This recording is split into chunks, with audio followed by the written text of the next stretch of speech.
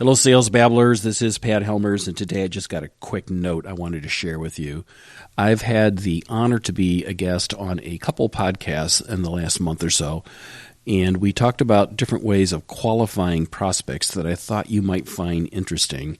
And what I did was I just took a little bit of clip from those podcasts, and I'm sharing them here, just like 2-3 minutes of each one, just so you can kind of get a sense of what those episodes are like. I'll make sure and have links on the website so that you can go see them. If you go to salesbabble.com/press, if you click on there, and you can see all the different places that I've been at this year. And you just might find value in those podcasts. So the first clip comes from Brian Brogan's Build Your Success podcast. Brian is a wonderful, wonderful podcast host. And he asked me a bunch of questions on how to sort out prospective clients. Who is qualified to buy your products or services or who's not qualified? And we go into that in some great detail. Here's a quick clip. I want to hear this listening deeply, what you mean by that and how you use that to discern that if you can help others. I bet you and I are talking about the same thing here. You know, I mean, I have these set of questions that I like to ask people. They're called the SORT questions. So like the first question is the S question. It's called the story question. It's like if you're talking to a prospect, you might ask them, well, how did you guys start this business? And where's your business at right now? And where do you aspire to have it in like 5 years? And what's your happily ever after? And then people are happy to tell their stories about their business. And then you might ask the O question, the obstacle questions. You would say, well, you have these aspirations. What are the obstacles that are stopping you from making this happen? And then they'll start telling you like, oh, you can't believe, Pat, what's going on here. I tried to do this and that's not working. I've tried to do this and that's not working. I tried to do this, and you're going, oh, wow. And then you ask a more difficult question, the ramification question. Because you got these obstacles in your path and it's not taking you to your happily ever after, how is that costing your business? What is the ramifications on your business? And then that gets them in a dark place because then they start saying, well, because of this, I can't grow my revenue. And because of this, I can't raise my profit margins. Because of this, I can't raise my quality. Because of this, I can't shorten my time. Because of this, I can't lower my frustration. All the key performance indicators, the KPIs that are in any business, and then you shine a light of hope with the T questions, which is the transformation questions. And you would go, so if we could take those obstacles and make them go away, poof, how would that transform your business? And then people think, wow, that's an interesting thought. Boy, if we could make this happen, we could earn these new kinds of clients, which would grow our revenue. And they're the high margin ones. That would boost our profits. And then we could hire more people. There's this machine I want to buy. If I could put that in, that could boost our productivity. That could lower our costs. There could be and you can see all this, their gears turning in their heads. And you haven't even talked about what your solutions are. You're just asking them questions of how you can help. And you're just letting them talk and you're just listening. And after they get all done, if you were to say, I think I could help you. I think I can make some of those obstacles go away. Would you be interested in hearing about that? They're going to say, absolutely. In fact, they're almost sold already because they don't, even though they haven't heard it, they do know this. You listened, you cared, you were empathetic, you were genuine in your interest. Anybody who's that patient's got to have a great solution. Yeah, that is neat, man. I hope the listeners are taking notes like I am here. Let me make sure I got that correct, though. You started with their hope. The story. What's their story? And then what are the obstacles?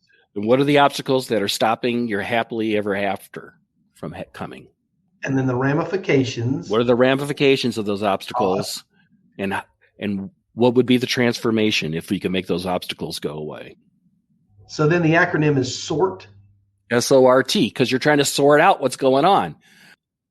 That is wonderful. I just appreciate that. The next clip is from the Full Stack Business Podcast. Sam Wilcox had me on, and we talked a lot about CRMs, and we talked about the philosophy of sales, and how to use research studies to find qualified clients, get a better understanding of what the value proposition on your product or service, and then come back to them like a month later and sell them. Here's the clip right now. In terms of, I wanted to ask you about this, actually. We didn't get a chance to talk about this earlier. But I'm interested to know a little bit about what your sales process is like for Habanero Media. So how do you guys kind of get known by new people? And then once somebody kind of comes into your sphere of awareness, how do you kind of move them through a pipeline or process, or how does that work for you guys? When we got started, all of our clients came from networking, people that we knew, or people who knew people that we knew. Right. And so it's just a matter of getting out there and starting to chat with people. I did a classic thing that I do that I recommend as a sales consultant, as a business development consultant. Mm-hmm. I did a lot of reaching out to people and saying, hey, I'm doing a market research study. I'm thinking about doing this. What do you think about this? I've got 5 or 6 questions I could ask you. And then people will give you feedback on it. And then you thank them very much, and then you go back a month later and say, hey, I'm going to build this, and this looks like what you were talking about. And they go, yeah. And then they would go, sure, I think I'd like to be a customer. Yeah, that's a really good point for any kind of startups or newish business, or not even necessarily startups. It could be a company that is trying to expand a service offering, or trying to relaunch a service offering. That's a good way of kind of positioning yourself from an outreach perspective to speak to people that would be your target client or target customer, and position them as an expert that you require their feedback from, which is true, right? You do require their feedback, and they are an industry expert in what they do, I presume. So you can kind of build that trust with somebody by asking them. People like to help other people as long as they don't feel like they're being swindled in any way, if you know what I mean. That's exactly right. I totally agree. This is a great way for startups to even understand if their business even makes sense.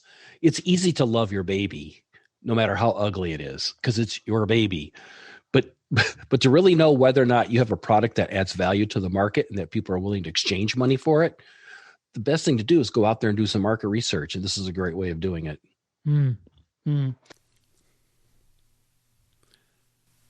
Like I said, if you want to hear the entire recording of this podcast, you will go to the Full Stack Business Podcast, and I have a link for that at salesbabbling.com/press, PRESS. And you can see the links to Sam's podcast, as well as the episode that we heard before in the Build Your Success podcast with Brian Brogan.